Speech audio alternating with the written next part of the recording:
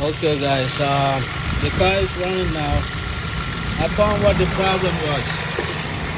This wire right here, if you can see it, was off. Supposed to go right here. I think this is some kind of capacitor or something. But it came off and it was touching right here.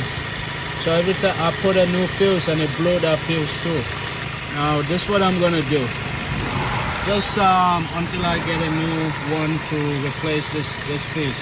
I'm gonna use one of these and put the wire in so it doesn't keep touching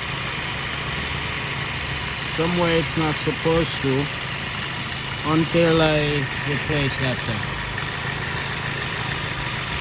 'Cause I need the car to go to work, so that's what I'm gonna do. I was gonna take it up. Sorry for just having the camera just sit there. But then I'm like, I don't know. When I will get to this, I'll find the name for it and the part number, and hopefully I can find a new one to put on there. So I don't have to deal with the fuse blowing all the time on me. That's what I'm gonna do. Okay. At least it will get me to be able to drive the car for now until I get a new one to put in. Okay. I'll try to keep it out of the way.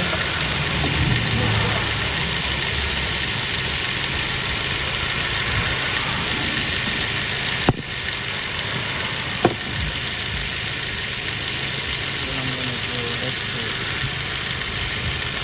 Right here. Okay.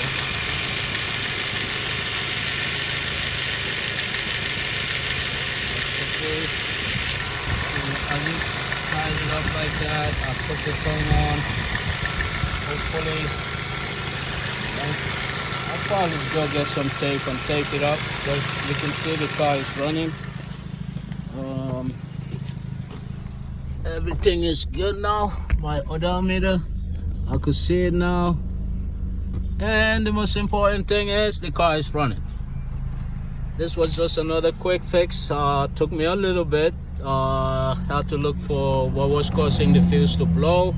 But always start with the simple stuff. Fuses are cheap. Fuse is cheap to replace.